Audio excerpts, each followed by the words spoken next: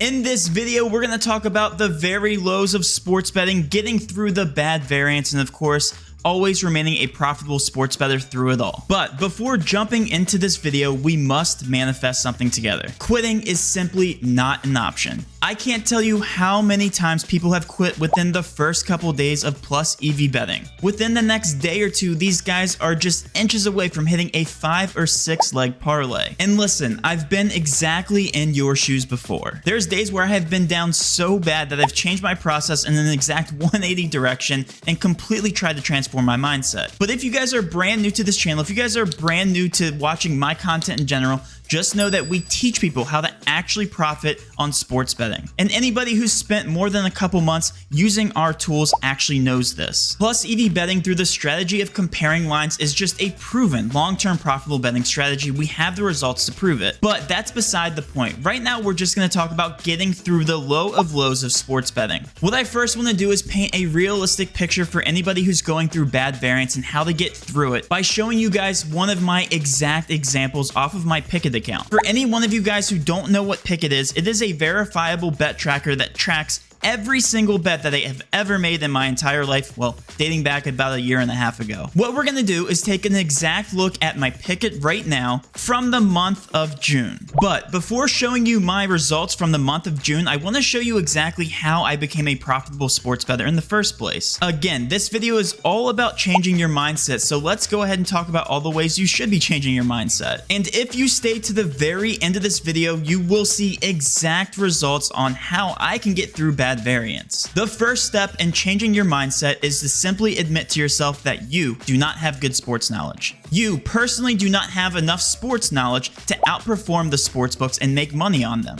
And this is the toughest realization for a lot of sports bettors. Because guess what? I consider myself a very knowledgeable NBA sports bettor, to the point where I almost never missed a single game from my favorite NBA and NFL team. The casual sports bettor immediately adapts the mindset of saying, hey, if I know a lot about the sport and it happens to be my favorite sport, I watch a lot of film, I'm automatically going to be a good sports bettor. The underlying problem with that adaptation is that sports bettor now has recency bias. Recency bias sucks in the sports betting world. And I'll tell you why. If I personally, as an NBA fan, go out and watch Damian Lillard drop 50 points on one of the toughest defenses in the entire league, the next game, you best bet I'm going to be taking his over on all of his points. But projections just simply matter. The sports books take every single little thing into consideration when setting their lines. If Damian Lillard happens to go out and drop 50 points, that projection is then going to raise for the next couple days. The median projections take into consideration every single thing under the sun. And the sports books will always stay ahead of your recency bias. Now, I'm not sitting here saying that Damian Lillard won't go out and drop 50 points the next game.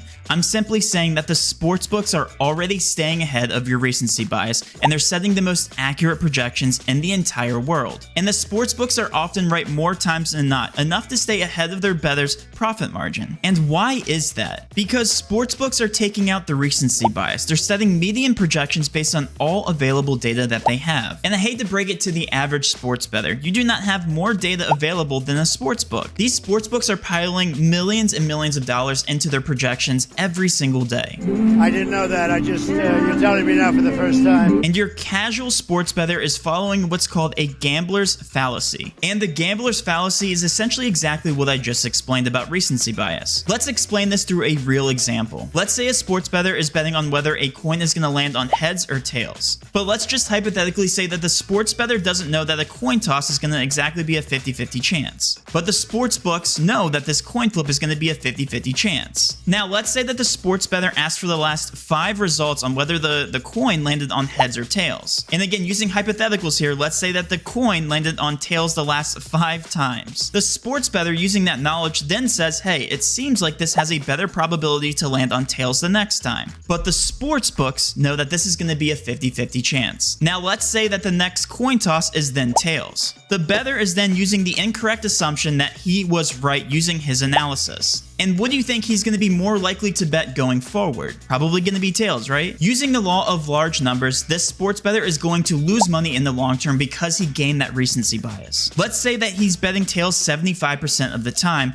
but the coin in the long run we know is going to land 50% of the time on heads or tails. This exact same type of example exists in sports betting. The amount of casual bettors that bet on sportsbooks will always keep the sportsbooks profitable. However, you can be a part of the 1% who doesn't give in to recency bias. Do it.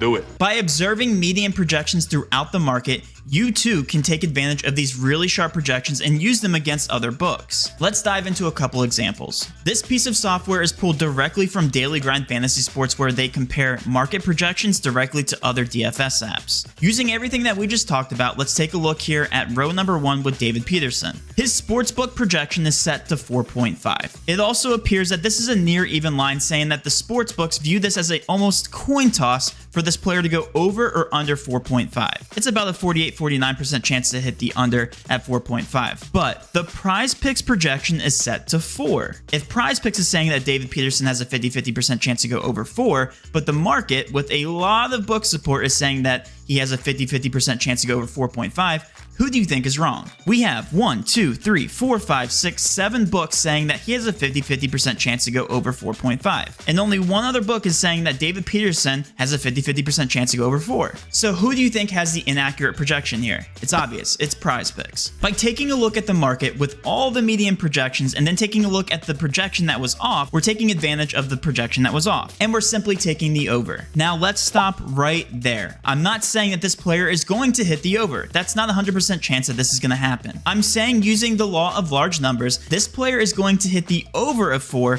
more times than not. Exactly 54.45% of the time. I am also sitting here saying that using the law of large numbers, that this player also has a near 50% chance to hit the over or under of 4.5. That makes sense because 4 is lower than 4.5. And in order to beat the sports books, you have to take recency bias out and observe the market to remain profitable. Hopefully that makes sense. Now let's tie all of this together and talk about how you can remain a profitable bettor through the lows, the very lows, and the very highs, and again, using law of large numbers to transform your mindset. Now finally, on the screen, you will see my Pickett account from June. Let's break down what is visually on the screen right now. The red cells are showing day-by-day results of negative ROI return, meaning these are my losing days. And in the green, you can see positive ROI, meaning these were the days where I actually made money. These are all recorded in unit sizes as well. For anybody who doesn't know what one single unit is, it varies from sports bettor to sports bettor. Some sports bettors are only placing $5 a bet while others are placing thousands. For the sake of simplicity, let's say that my unit size is $100. A red 0.5 would mean I lost $50 that day. So let's run some math real quick. From June 1st all the way to June 25th, I was down a significant amount of units. During that time frame, I was down 20.75 units. For a $100 sports bettor, this meant that I was down $2,075. Within a 25-day period following the law of large numbers and following the plus EV betting strategy, I was down